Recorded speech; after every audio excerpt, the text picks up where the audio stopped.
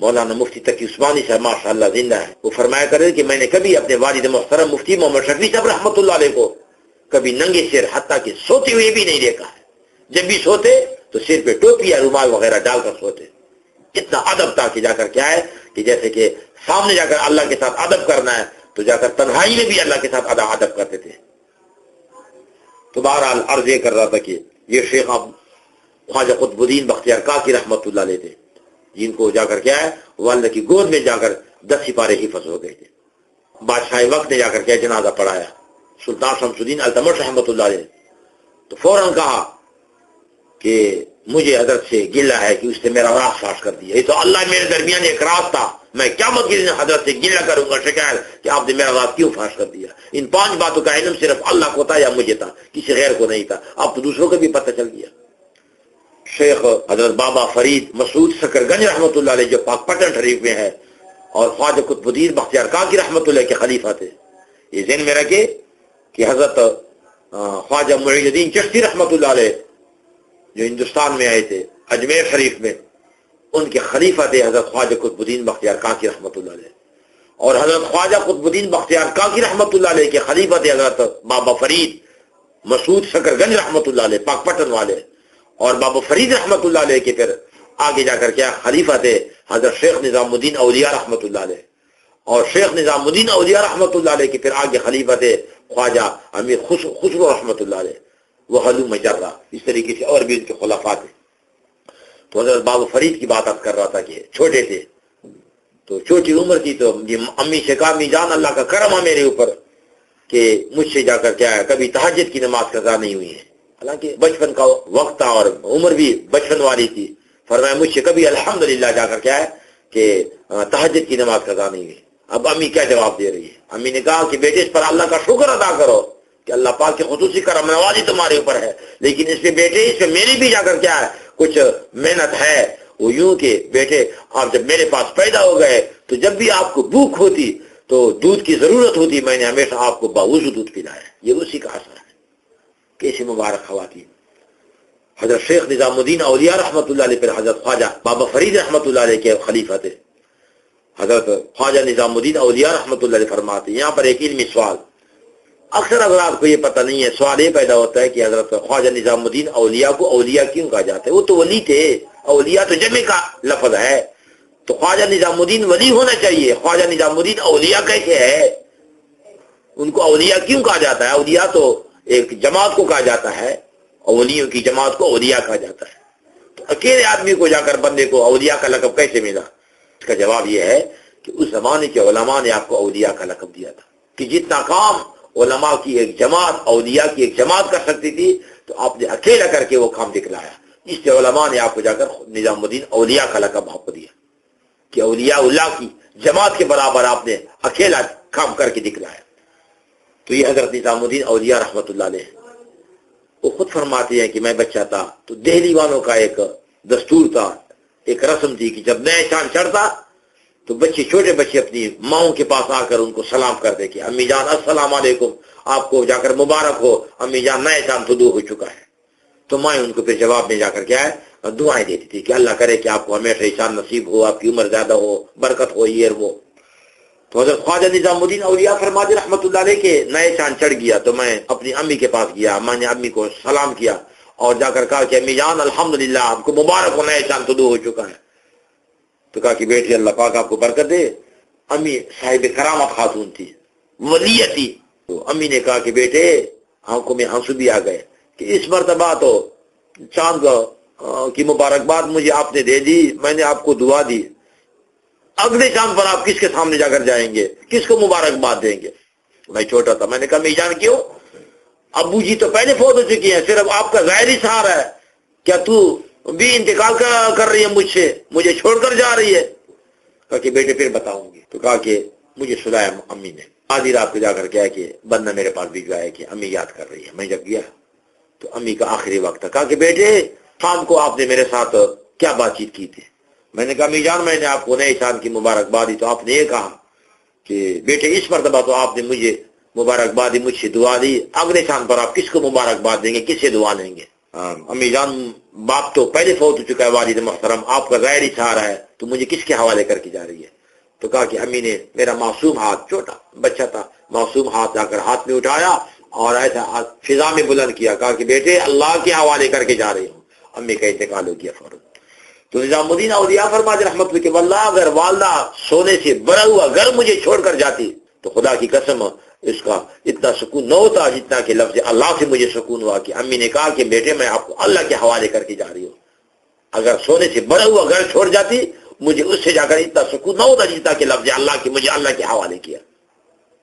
تو یہ تربیت دی جا کر کے آج ہمارے یہاں بچوں کی کیا تربیت ہے؟ ماؤں کو خود تربیت نہیں ملی ہے، نماز نہیں آتی بیچاریوں کو، تلاوت نہیں آتی، قرآن نہیں آتا۔ ہاں اللہ کرے ہماری بہنیں، ہماری بچیاں، ہماری مائیں جا کر وہ دیندار بن جائے، قرآن پڑھنے والی بن جائے، حدیث پڑھنے والی بن جائے۔ آج ماشاءاللہ کافی پورے پاکستان میں مدرسۃ البنات ہیں، الحمدللہ بچیوں کی تربیت اس میں ہو رہی ہے، قرآن و حدیث ان کو پڑھایا جا رہا ہے۔ تو ماں جب ماشاءاللہ جب پڑھی لکھی ہوتی ہے، عالمہ ہوتی ہے، حافظہ ہوتی ہے، تو ماں تو ایک بنیاد ہے، ان سے جو اولاد نکلے گی انشاءاللہ کل، اولاد تو ماں کی گود سے نکلتی ہے، وہ بھی انشاءاللہ جا کر نیک اولاد ہوگی۔ یہ ایسی نیک خواتین گزرے کی جنہوں نے دنیا کو ایک نمونہ دیا ہے۔ یہ بخاری شریف ہے، اس کی ایک شرح ہندوستان کے ایک عالم نے لکھی ہے، انوار الباری اس کا نام ہے، اردو میں ہے، بڑی ایمان افروز بات لکھی ہے۔ تو اس میں وہ لکھتے ہیں، انور شاہ صاحب رحمۃ اللہ علیہ کشمیری کے داماد بھی اور ان کے شاگرد بھی ہیں، مولانا محمد رضا صاحب رحمۃ اللہ علیہ، انہوں نے لکھا ہے کہ ملائیشیا کے وزیر اعظم تنکو عبد الرحمان ایک ملک کے دورے پر گئے، لکھا ہے ایک اسلامی ملک کے دورے پر گئے، تو ان کے ساتھ ان کی بیگم صاحبہ بھی تھی۔ تو وہاں جا کر کیا وزیر اعظم کی بیگم صاحبہ کے لیے خواتین نے کوئی رنگا رنگ پروگرام بنایا تھا۔ پروگرام کیا تھا؟ ڈانس کا پروگرام تھا، ناچ گانے کا پروگرام، موسیقی کا پروگرام تھا، مرد کوئی اس پہ نہیں تھا، صرف خواتین وہاں موجود تھی۔ تو اس بیگم صاحبہ کو خوش کرنے کے لیے پروگرام بنایا تھا موسیقی کا۔ تو کوئی عورت لڑکی ناچ رہی ہے، کوئی گانا گا رہی ہے، کوئی ڈانس کر رہی ہے۔ جب پروگرام ختم ہونے والا تھا تو اسٹیج شیخ کی جو ایک خاتون تھی، نوجوان لڑکی تھی، اس نے بیگم صاحبہ سے کہا کہ بیگم صاحبہ ہم نے پروگرام ختم کرنے کا اعلان کرنا ہے، اگر آپ نے کچھ پیش کرنا ہے تو پیش کر سکتی ہے۔ مطلب یہ کہ اگر تو کچھ ناچ گانا جا کر کیا پیش کرنا چاہے تو پیش کر سکتی ہے۔ تو عظیم خاتون وزیر اعظم تنکو عبد الرحمان ان کی بیگم صاحبہ جا کر کیا مائک پر گئی اور موسیقی کے اس رنگا رنگ پروگرام میں اعوذ باللہ من الشیطان الرجیم پڑھا، پھر بسم اللہ الرحمن الرحیم پڑھا، پھر قرآن پاک کا ایک رکوع سنایا اور بڑے درد کے ساتھ اور تڑپ کے ساتھ جا کر کیا ہے کہ بڑے سر کے ساتھ جا کر قرآن پاک کا ایک رکوع سنایا، پھر اس کا ترجمہ کیا کہ اللہ رب العالمین یہ فرماتے ہیں جو میں نے تلاوت کی، اور پھر آخر میں جب تلاوت ختم کی فرمایا کہ میں ایک مسلمان عورت ہوں، مجھے ماں باپ نے جا کر کیا ہے جو کچھ پڑھایا تھا، جو کچھ سکھایا تھا میں نے وہ پیش کر دیا، مجھے تو ماں باپ نے صرف قرآن پڑھایا تھا، قرآن سکھایا تھا، میں نے وہ پیش کر دیا، آگے مجھے ماں باپ نے کچھ نہیں پڑھایا، مجھے اس کے بغیر کچھ نہیں آتا۔ تو باہر الرجی کر کے تمام لڑکیوں کی گردنیں جا کر کیا شرم سے جھک گئی کہ یہ اس نے کیا کیا اور ہم نے ان کو کیا دکھایا۔ آج تو ہم لوگ احساس کمتری کا شکار ہے، ہائے ہم رہ گئے پیچھے۔ آج بھی اگر ایک مسلمان جا کر جرأت سے کام لے اور یہ کہے کہ یہ کام جو میں کر رہا ہوں یہ سنت رسول ہے، مجھے کسی کی کوئی پرواہ نہیں، کوئی تانا دے، کوئی ٹوکے، کوئی اعتراض کر لے، تو آج تو وہ جا کر نمونہ دینا بہت مشکل ہے۔ حضرت حذیفہ رضی اللہ عنہ مشہور صحابی ہے، ایران کی فتح کے موقع پر مدائن میں دسترخوان بچھایا گیا، صحابہ کرام رضوان اللہ علیہم اجمعین کھانا کھا رہے، تو حضرت حذیفہ رضی اللہ عنہ سے جا کر ایک نوالہ گر گیا دسترخوان پر، تو ساتھی نے مونڈا لگایا، کھندا مارا، مطلب یہ تھا کہ ایرانی کڑے ہیں، ہمیں دیکھ رہے ہیں، تماشا کر رہے ہیں کہ ہم کیسے کھانا کھا رہے ہیں، تو آپ اس نوالے کو چھوڑ دیں دسترخوان پر، مت اٹھائیں۔ تو حضرت حذیفہ رضی اللہ نے نوالے کو اٹھایا اور اس کو صاف کیا، منہ میں ڈالا، کہا کہ یہ بے دین ہے، یہ کافر ہے، مجوسی ہے، آتش پرست ہے، اللہ اور اس کے رسول کے دشمن ہے، تو کیا کہ میں ان کی وجہ سے رسول پاک کی سنت کو چھوڑ دوں؟ کہا کہ میرے پیارے حبیب صلی اللہ علیہ وسلم کی حدیث ہے کہ اگر نوالا دسترخوان پر گر جائے تو دیکھ لیں، اگر کھانے کے قابل ہے تو اس کو کھائیں صاف کر کے، ورنہ ایک طرف عزت کے ساتھ رکھ لیں۔ تو یہ میرے پیارے حبیب صلی اللہ علیہ وسلم کی سنت ہے، تو میں نے جا کر نوالے کو صاف کیا، منہ میں ڈالا، تو کیا ان کی وجہ سے جا کر کیا میں سنت رسول کو چھوڑ دوں؟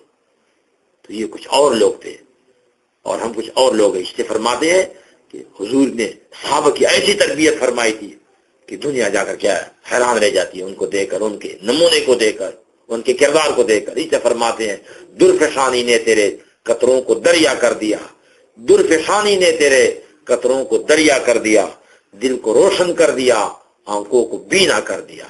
جو نہ تھے خود راہ، جو خود راستے پہ نہیں تھے، پہلے صحابہ گمراہ تھے، ہدایت پر نہیں تھے، جو نہ تھے خود راہ وہ اوروں کے ہادی بن گئے. کیا نظر تھی جس نے مردوں کو مسیحا کر دیا. عرض یہ کر رہا تھا کہ رسول پاک صاحب ایسی حیثیت میں جا کر ملی ہے، اس پر یقین جانیے امت کو فخر کرنا چاہیے. پھر رسول پاک صاحب کی جو صحابیات تھی دنیا کو نمونہ دیا خواتین کو. پھر رسول پاک صاحب کی جو ازواج مطہرات تھی دنیا کو ایک نمونہ دیا انہوں نے. ہمیں جا کر کے اپنے صحابیات ازواج مطہرات کی تقلید کرنی چاہیے، ان کے نقش قدم پر چلنا چاہیے. یہی وجہ ہے کہ نکاح جب پڑھا جاتا ہے تو نکاح میں 3 آیتیں پڑھی جاتی ہے، سنت کا طریقہ ہے، اور ان 3 آیتوں میں تقوی کا حکم ہے. سوال یہ پیدا ہوتا ہے کہ ان 3 آیتوں میں کوئی نکاح کا لفظ نہیں ہے، شادی کا لفظ نہیں ہے، پھر رسول پاک صاحب نے یہ 3 آیتیں کیوں منتخب فرمائی تھی؟ تو اس کا جواب یہ ہے 3 آیتوں میں تقوی کا ذکر ہے. تقوی کا معنی خوف خدا کہ خاوند بیوی کے بارے میں جا کر کیا ہے اللہ سے ڈرے کہ ان کے حقوق کہیں جا کر ضائع نہ ہو جائے مجھ سے.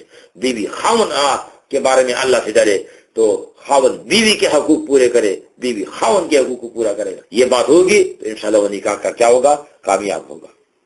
رسول پاک صاحب اس سے فرماتے ہیں اس لیے ہمیشہ کے لیے رشتہ ہو تو نیک خاتون کے ساتھ ہو. اور ساتھ اللہ کے نبی نے یہ بھی فرمایا ہے ایاکم وخضراء الدمن کہ کوڑے کے اوپر جہاں لوگ غلاظت ڈالتے ہیں، اروڑی اس کو کہتے ہیں، اس کے اوپر بعض مرتبہ پھول بھی پیدا ہو جاتا ہے، ٹماٹر، سبزہ، کوئی ترکاری بھی پیدا ہو جاتی ہے. بغیر تو وہ ترکاری خوشنما لگتی ہے، وہ پھول خوبصورت لگتا ہے، لیکن نیچے اس کی جڑ میں غلاظت ہوتی ہے، گندگی ہوتی ہے.